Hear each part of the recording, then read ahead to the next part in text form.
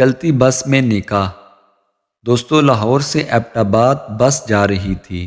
جب bus station سے چل پڑی تو فرنٹ سیٹ پر بیٹھے ایک بزرگ جو بہت اچھے کپڑے پہنے ہوئے تھے کھڑے ہو گئے اور باقی مسافروں سے مخاطب ہو کر کہا، میرے بھائیوں اور بہنوں، میں کوئی بھکاری یا گداگر نہیں ہوں۔ اللہ نے مجھے اپنی نعمتوں سے نوازا ہے، مگر میری بیوی ایک موذی مرض سے اللہ کو پیاری ہو گئی۔ کچھ دن گزرے اور میری فیکٹری میں آگ لگ گئی۔ میں درآمد اور برآمد کا کاروبار کرتا ہوں۔ میرا تیار شدہ سارا مال جل کر خاکستر ہو گیا۔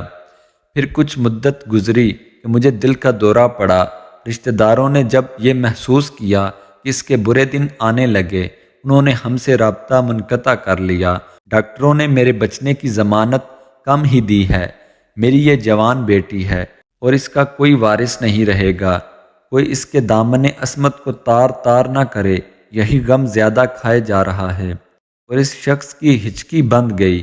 یہ جوان سال لڑکی جو پاس میں بیٹھی تھی اٹھی اور باپ کو سہارا دے کر سیٹ پر بٹھا دیا۔ بس کی پچھلی سیٹ سے آدمی کھڑا ہو گیا اور کہنے لگا، میرے دو بیٹے ہیں، ایک ڈاکٹر ہے، اس کا نکاح ہو چکا ہے، اور دوسرا یہ جو اس شخص کے آگے بیٹھا ہوا ہے، انجینئر ہے، اس کے لیے دلہن کی تلاش ہے۔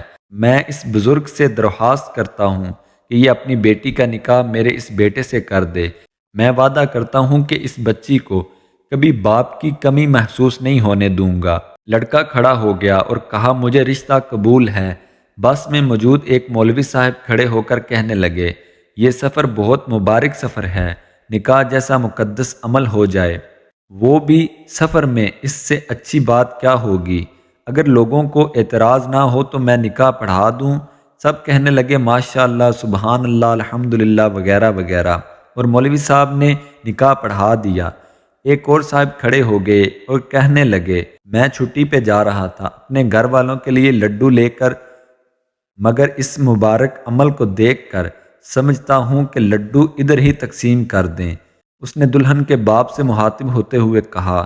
دلہن کے باپ نے ڈرائیور سے کہا، ڈرائیور میاں 5 منٹ کسی جگہ پر بس روک دینا تاکہ سب مل کر منہ میٹھا کر لیں۔ ڈرائیور نے کہا، ٹھیک ہے بابا جی۔